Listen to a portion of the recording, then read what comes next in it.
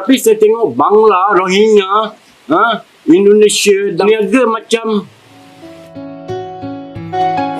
mana Aceh datang ke tanah Melayu, dia boleh jadi kaya-raya?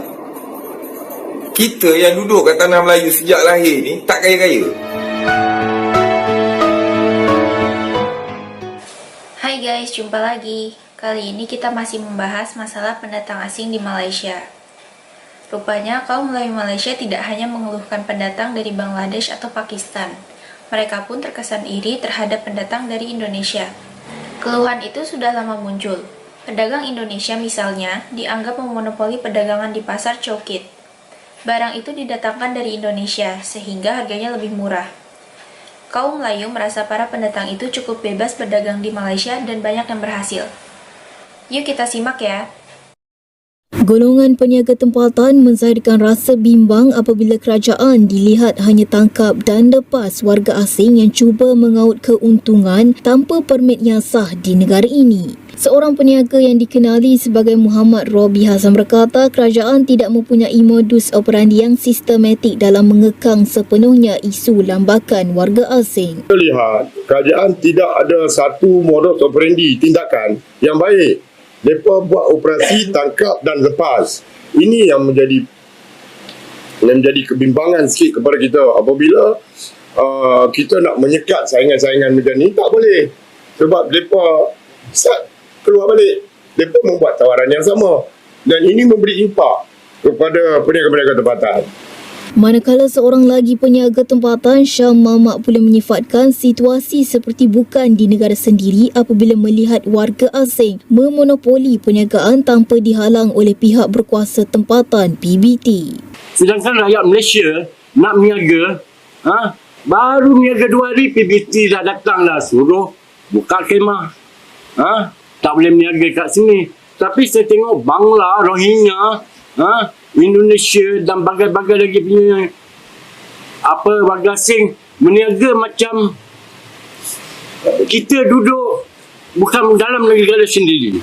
Justeru pengerusi Kelab Usahawan Saudagar Merah Terbilang, Safirin Mak Yusof pula menegaskan warga asing perlu memperoleh spesifikasi yang betul sebelum membuka perniagaan. Syarikat-syarikat ni nak berniaga, orang asing ni nak berniaga di Malaysia, dia kena ikut spek yang betul lah. Sementara itu, Sekretariat Gabungan Malaysia Bangkit memberitahu mereka akan menganjurkan Perhimpunan Aman pada 29 Oktober ini untuk menggesa kerajaan menyelesaikan segera isu lambakan warga asing di Malaysia. Kedai Aceh, peniaga warga Aceh lah kan. Kalau kita tengok di Lembah Kelang ni lah, dalam bidang peruncitan lah, kedai-kedai runcit ni memang dikuasai oleh orang Aceh sekarang lah. Memang kita tak dinafikan. Jadi kita bukan nak cerita pasal dengki ke apa, tapi macam mana Persatuan Aceh ni boleh membangunkan bidang peruncitan tu. Kedai dia orang bukan kata calon-calon kedai, bukan kecil-kecil punya kedai kan, dah bertaraf pasar raya, dah menguasai di kawasan-kawasan perumahan lah. Kita tengok peniaga Bumi Putera, bukan Putera lah, peniaga tempatan. Tak kira lah apa bangsa pun kita tengok dah kurang. Tambah lah ni masuk franchise pasar raya macam Speedmart apa semua dah masuk ke kawasan-kawasan perumahan. Jadi peniaga tempatan ni nak cari makan dalam bidang-bidang kedai runcit ni susah lah. Tapi Aceh, warga Aceh memang boleh bersaing. Kita kena tengok tu macam mana dia orang ni boleh berjaya dalam bidang peruncitan tu. Begitulah guys keluhan kaum Melayu Malaysia terhadap pendatang asing. Pada akhir bulan ini, kaum Melayu memang berencana turun ke jalan untuk melakukan unjuk rasa mengenai masalah pendatang asing ini. Ada juga warga Malaysia yang mengaitkan masalah ini dengan penerapan keistimewaan Melayu yang keliru, sehingga kaum Melayu tertinggal dengan pendatang. Yuk kita simak videonya ya. Okey. Negara kita sekarang ni, kita tengok yang sekarang ni sudah macam mana Aceh datang ke tanah Melayu, dia boleh jadi kaya-raya. Kita yang duduk kat tanah Melayu sejak lahir ni tak kaya-raya. Kenapa? Nampak? Sebab Aceh tu independen. Dia berdikari, dia tak dapat bantuan kerajaan. Nampak? Sekelip mata je. Dia duduk berapa tahun je. Kaya raya dah. Faham?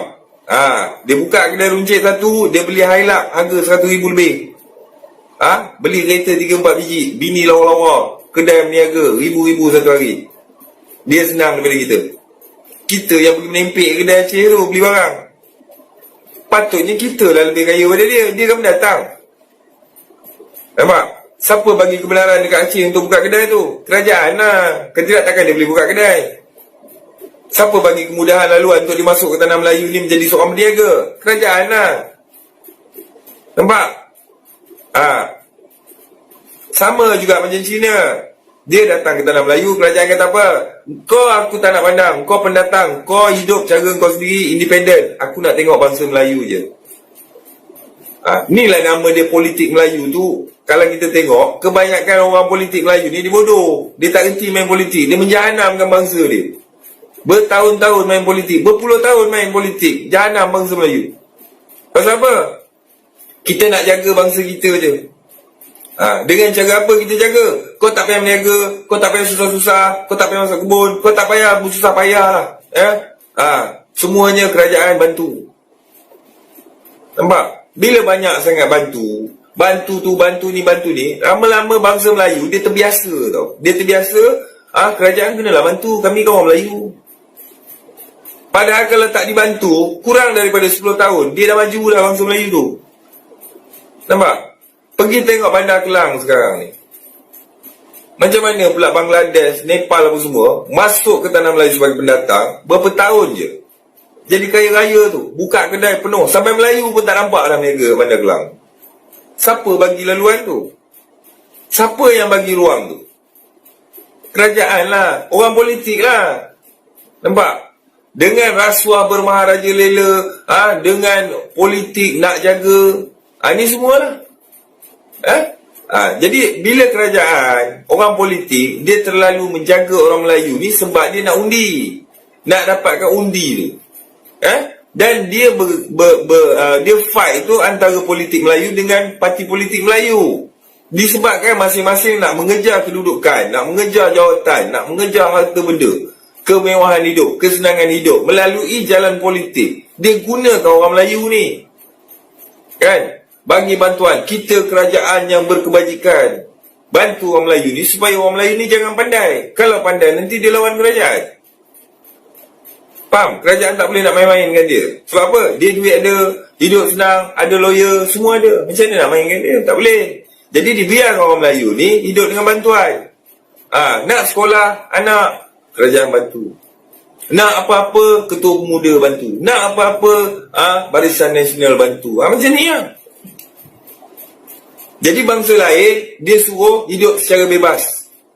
Kau nak buat apa? Nak buat ladang? Mari jumpa aku. Bayar sikit, aku bagi kelulusan. Nampak? Bangsa Melayu, tak payah buat lombong. Tak payah buat ni, tak payah buat tu. Semua kerajaan bantu. Jadi kau orang tunggu bantuan je lah. Sudahnya yang buka lombong besar-besar tu Cina. Nak buat shopping komplek, tak payah. Kau tak payah buat shopping komplek. Kau kan Melayu. Kerajaan bantu. Buat apa kau nak susah? Sudahnya yang buka shopping komplek besar-besar tu Cina.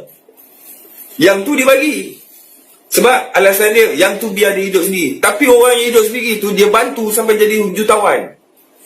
Lebih kaya daripada bangsa Melayu. Nampak? Jadi apa maknanya orang politik? Kita nak cakap pasal politik Melayu ni, dia jaga orang Melayu ni ke, ataupun dia sekat orang Melayu supaya jangan maju? Jangan hidup secara independen. Dan dia biarkan bangsa-bangsa pendatang asing ni semua hidup secara independen. Yang mana independen inilah yang membuatkan mereka lebih maju daripada bangsa yang ada di tanah Melayu ni. Faham? Fikir. Faham? Jadi nak tak nak sekarang ni kerajaan, dia dah buat orang Melayu ni sampai jadi macam tu, hidup bergantung kepada bantuan. Jangan buat apa-apa, tak payah susah payah. Kau kan Melayu, bumi putera. Hari ni bila tak nak bantu, orang Melayu kata apa? Ini kerajaan tak bantu rakyatnya. So, kerajaan sepenggal lah. Tak payah undi dia lagi. Begitulah pendapat dari seorang warga Malaysia mengenai masalah keistimewaan Melayu. Sejak zaman penjajahan, ekonomi Malaysia sebetulnya sudah amat bergantung pada kaum pendatang. Rupanya keistimewaan Melayu justru membuat kaum Melayu kurang peka dan kurang gesit menangkap peluang ekonomi di negaranya. Terima kasih sudah menonton sajian kami, sampai jumpa lagi.